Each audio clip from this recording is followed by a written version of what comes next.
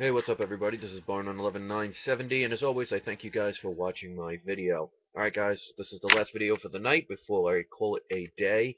I think it's very important that we continue to talk about this bank run that's potentially going to be going on and could spread.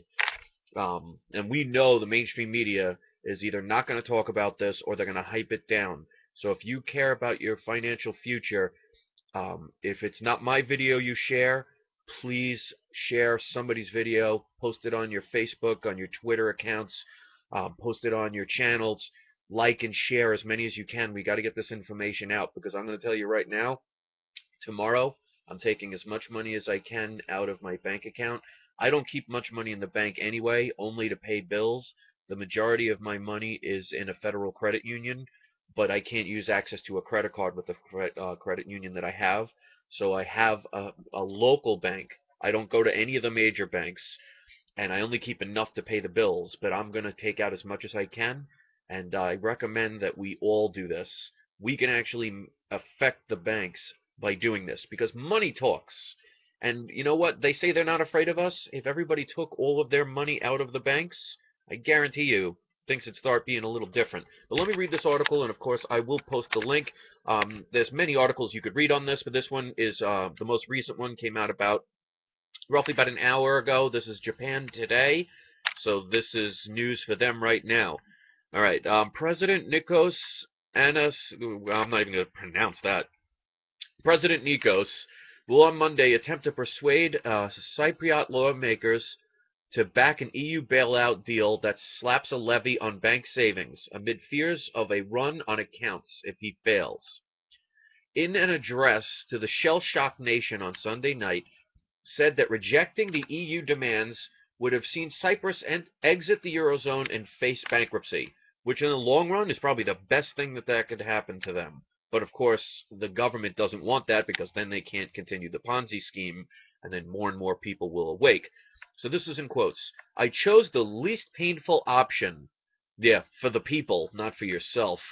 And I bear the political cost for this in order to limit as much as possible the consequences to the economy for our fellow Cypriots, he says. Yeah, he cares so much that he's going to take out people's money from their accounts to pay for what they caused. Gotta love politicians. They sure are looking out for our best interests.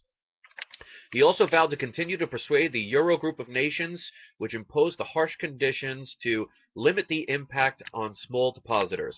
Isn't that nice of them? As a condition for the desperately needed €10 billion, which is $13 billion, bailout for Cyprus, fellow Eurozone countries and international creditors Saturday imposed a levy on all deposits in the island's banks. Deposits of more than €100,000 would be hit with a 9.9% charge, while under that threshold, the levy drops to 6.75. So I said 6.6 before, so I was a little off. Not bad for remembering it.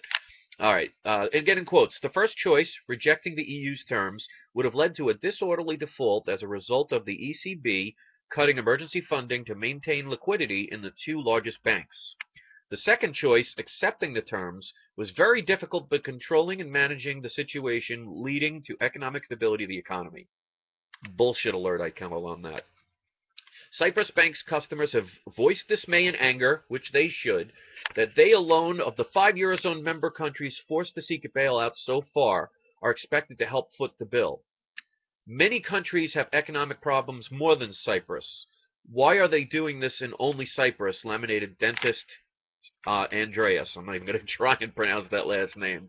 There was also anger that the president had signed up to the levy after months of assurances that it was a red line he would never cross.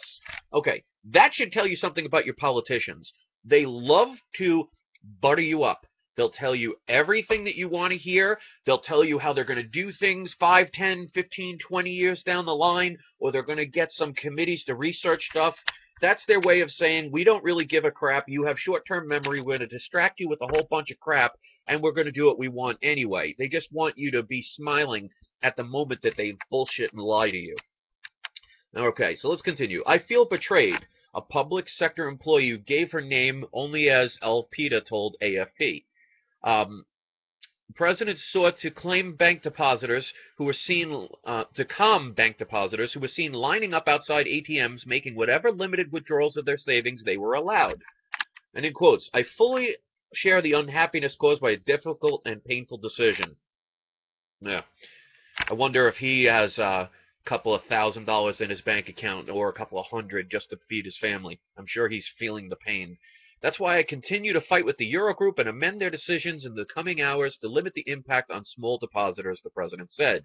What an angel. All right, he urged all political parties to ratify the terms of the EU deal when Parliament meets on Monday. Local media says he is struggling to score even a simple majority of the terms of the bailout in the 56-member parliament, in which his conservative DISY parliament holds just 20 seats. He needs to get the legislation ratifying the deal through the parliament before banks reopen Tuesday, after a long 3-day weekend, or face a run on accounts. Notice how they do this on things like holidays, where people can't get to the banks?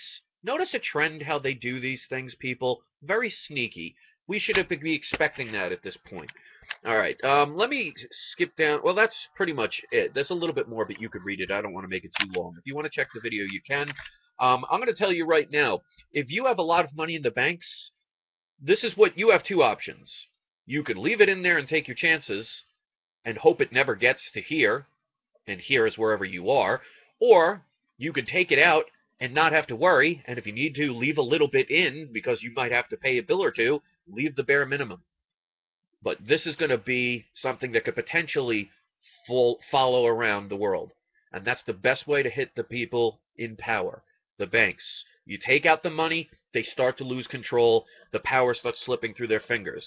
So I'm going to tell you, as of tomorrow, I'm taking out the bare minimum. I'm going to leave about $100 or $200 in my account, so this way I can take care of a couple of bills that I have to take care of. But I'm not leaving any money for them to continue to steal the wealth from the people. It's time we all start doing something. Let me know if you guys are in. If you're into this, let's do a bank run of our own wherever you are throughout the world.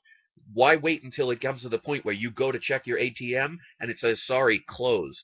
If you want to wait until then, that's your decision. But if you know anything about things like MF Global, they can take your account anytime they want, and you have nothing to do about it but bitch and moan after that fact. If you want to have that chance, take it. I'm not. I think it's time we all start working together. Bitcoin people, stock people, dollar people, gold and silver people, generic people, anybody. I think it's time we start spreading this. So share, like, and favor this video if you agree with what I'm saying. Do the same with everybody's videos. This is not about me. This is about us. Let's keep it that way. All right, guys? Thanks for watching. Peace.